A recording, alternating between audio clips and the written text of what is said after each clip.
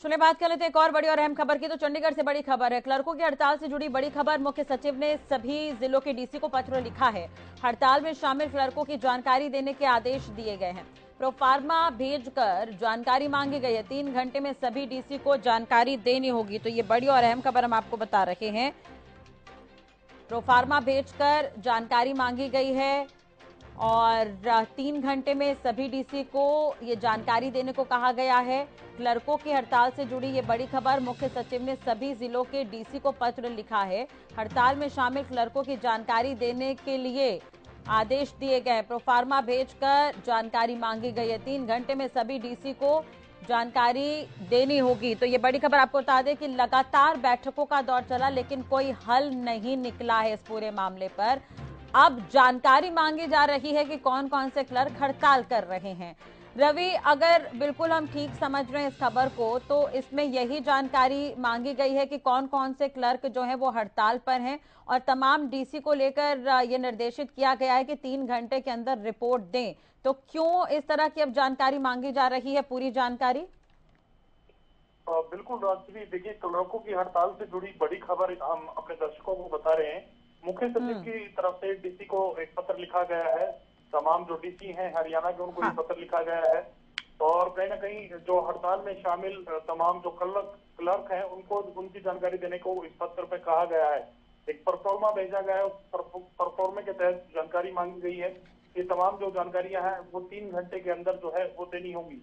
तो सबसे पहले अगर बात की जाए तो एक जानकारी मांगी गई है, total number of clerk in district. District में कितने क्लर्क हैं, total number of clerks on strike, कितने जो क्लर्क हैं वो स्ट्राइक पे हैं यानी हड़ताल पर हैं। इसके अलावा एक डिटेल ये मांगी गई है, total number of registration clerks on strike. Clerk जो भी स्ट्राइक पर है, हड़ताल पर है, उनकी रजिस्ट्रेशन नंबर की डिटेल्स जो है वो मांगी गई है।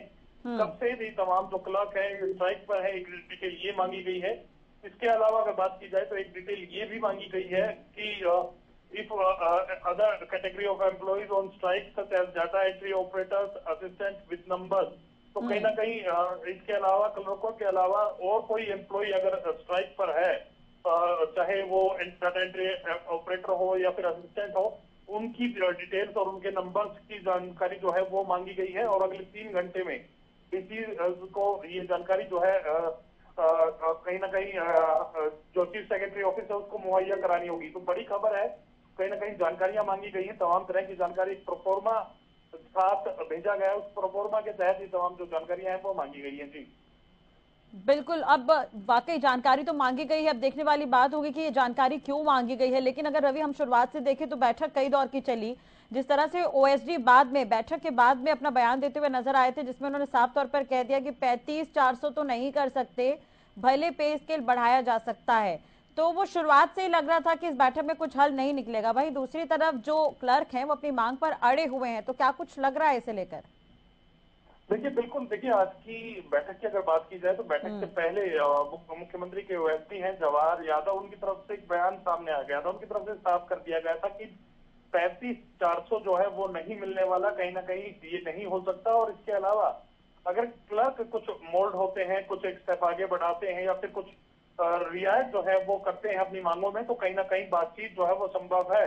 तो उसी के तहत ये पूरी आज की बैठक रही। कहीं ना कहीं दो दौर की वार्ता रही। फिर क्लर्कों को कहीं ना कहीं समय दिया गया सोचने का, समझने का, अपने साथियों से बातचीत करने का। उसके बावजूद भी कहीं ना कहीं बैठक में कोई हल नहीं निकला। अब करीब एक हफ्ते के बाद का समय और दिया जाना है। एक हफ्ते के बाद जो है एक बैठक और होनी है।